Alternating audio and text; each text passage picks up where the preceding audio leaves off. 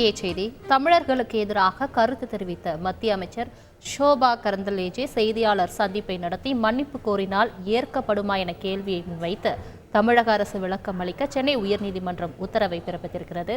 இது தொடர்பான மேலும் விவரங்களை தருவதற்காக எமது செய்தியாளர் சுரேஷ் இணைப்பில் இருக்கிறார். சுரேஷ், வணக்கம். தற்பொழுது இந்த வழக்கு தொடர்பாக உயர்நீதிமன்றம் தெரிவித்திருக்க உத்தரவில் வேற என்னென்ன விஷயங்கள் குறிப்பிடப்பட்டிருக்கிறது, தொடர்பான முழு விவரங்களை சொல்லுங்க.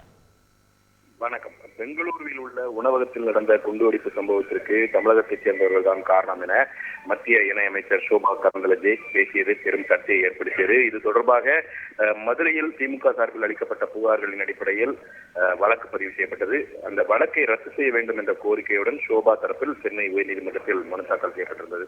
இந்த மனு நீதிபதி ஜெயச்சந்திரன் முன்பு விசாரணைக்கு வந்தது. அப்போது மனுதாரர் தரப்பில், அதாவது மத்திய அமைச்சர் ஷோபா தரப்பில் ஆஜரான வழக்கறிஞர் எந்த உள்நோக்கமும் இல்லாமல் இருவேறு நிகழ்வுகளை சுட்டிக்காட்டி அவர் இந்த கருத்தை தெரிவித்ததாகவும், பெங்களூருவில் இது சம்பந்தமாக பதிவு செய்யப்பட்ட வழக்குக்கு கர்நாடகா உயர்நீதிமன்றம் தடை விதித்துள்ளதாகவும், அது மட்டுமல்லாமல் தன்னுடைய கருத்துக்கு எக்ஸ் தளத்தில் மன்னிப்பு கோரியிருக்கிறார் என்றும் வாதிடப்பட்டது. அதே சமயம் காவல்துறை தரப்பில் ஆஜரான தலைமை வழக்கறிஞர் PS ராமன் அவர் மன்னிப்பு கோரும் விவகாரம் தொடர்பாக அவர் அரசினுடைய கருத்தை அறிய வேண்டியிருக்கிறது என்று தெரிவித்தார்.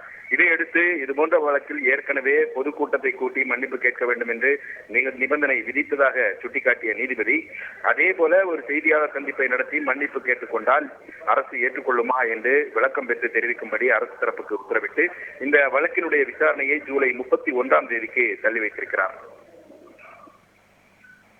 விரிவான தகவல்களுக்கு நன்றி சுரேஷ். செய்திகளை உடனுக்குடன் தெரிந்து கொள்ள உடனே சப்ஸ்கிரைப் பண்ணுங்க.